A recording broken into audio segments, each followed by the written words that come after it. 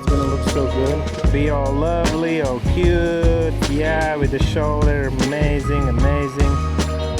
You be the judge. Can a Pro APS-C lens be nearly as good as a full frame one? What we have on the left is the Viltrox 56mm 1.2 Pro on A6700, and on the right side we have Viltrox 85mm F1.4 Pro. And we have a lovely model, Victoria, here with us, and we are going to be doing a portrait photography session in different locations to see how this lens performs, because after all, this is supposed to be a perfect portrait prime. Let's get into it. Let's go! So the first thing I noticed as soon as I got my hands on this lens was how pro it is. I mean, really, we will get to the image quality, which is crazy, in a second, but the lens is built like a tank. It feels so good in the hand and on the camera. You know, it's not huge considering it's f1.2. Obviously, it's identical in its design to the 27 and 75mm f1.2 Pro. I did a review of the 27mm if you haven't seen it already. So quickly going through the features, and the thing I love the most is the clicked and declickable aperture ring. Oh, it's just so nice to twist it. Just listen. Like a kid, I know. Metal body, nice grip for the aperture ring, smooth focus ring. Switches have a really nice resistance. On the back you get the USB-C port and of course rubber gasket for weather sealing. It's Pro lens after all. Moderate 67mm filter thread, just like the 27mm lens, and the closest focus distance of 1.64 feet or 50 centimeters. On A6700 feels very comfortable, and I have rather large hands, but I still have enough space for my fingers between the camera and the lens. In comparison, this is how it compares with the Viltrox 85mm f1.4 Pro.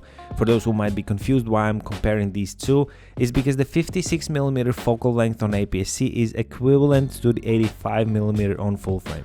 The only difference is that f1.2 on APS-C is as wide as f1.8 on full frame, while the Viltrox 85 is f1.4. And actually this 56mm is about the same size as series 85mm f1.4, so you can already imagine the sizes. Anyways, build quality is phenomenal and I expect nothing less from Optical Performance, but let's take a look. So before we jump into Photoshoot with Victoria, let me show you the comparison of the APS-C and the full frame. Both have the same focal length, but as I said, full frame has wider aperture. But the quality though, for both, so good. Let me just punch into 100% here, so you be the judge. And here is also a comparison with the same two lenses, but just more closer to Victoria's face. Anyhow, it was a true pleasure shooting with this lens, a truly perfect portrait photography lens. You can get real close to the model as well as have those perfect half body shots, which was my favorite. And of course, you know, it doesn't hurt to just step back to have full body shots as well. With the f1.2, you'll have plenty of light coming in the lens, and let me tell you, what a time to be an APS-C shooter. Shooting with A6700 and having manufacturers making such high quality pro lenses is just something else. I honestly felt like shooting with like A7C2 or something. And look at that background, the bokeh, the lights, and how Victoria perfectly stands out. Hot damn. We also did a beach session where I purposely shot against the sun, and please note that for some shots I used 1/4 mist filter, so don't think that the lens is not sharp. That was on purpose. But basically the lens handled the setting sun really well, and I think the photos came out so nice, soft and dreamy. Of course, a lot less contrast with the mist filter. And next time we're gonna do a flash photography, so stay tuned for that video.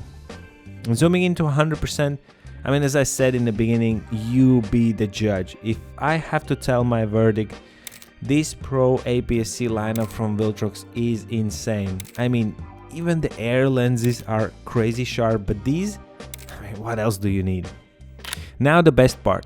Air series lenses uses the STM focus motor, and on Viltrox lenses they are good. Other manufacturers have serious problems with those motors. However, Pro series uses the dual hyper VCM motor, and Oh my goodness, it's the same motor that I think they use it on lab lenses.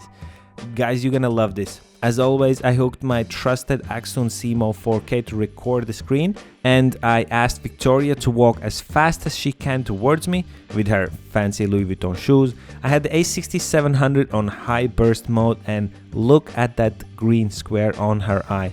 I mean, every single shot nailed perfectly. Zoom into 100% on any photo, boom, the eye is in focus. Not the cheek, not the eyelashes, the eye.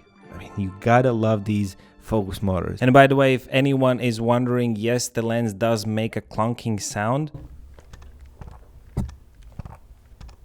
like this, and that is totally normal, totally expected. I reached out to Viltrox and they said it's fine. It's the same with the lab lenses. All the pro lineup lenses does this. It's because of the VCM motor. And by the way, as soon as you turn the camera on, then there's absolutely no sound because the focus motors engage. So, and also, by the way, the focus motors work near silent, so you're not gonna hear them working, which is amazing.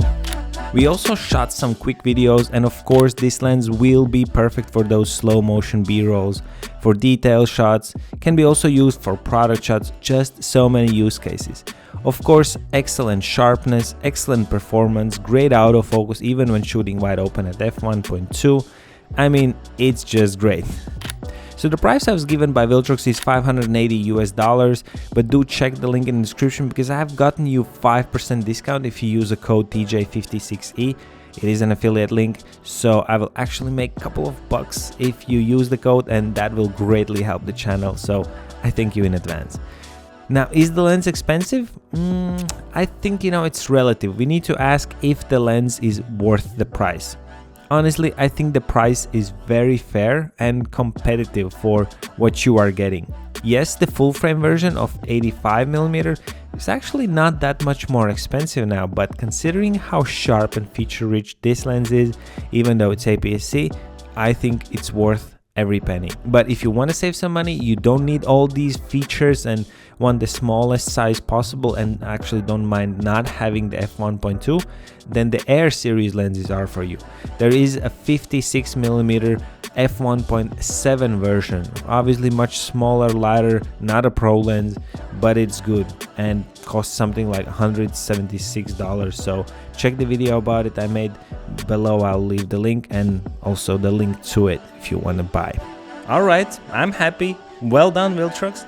Let me know, what do you think about having the pro lenses for APS-C cameras, and if you like where the things are going.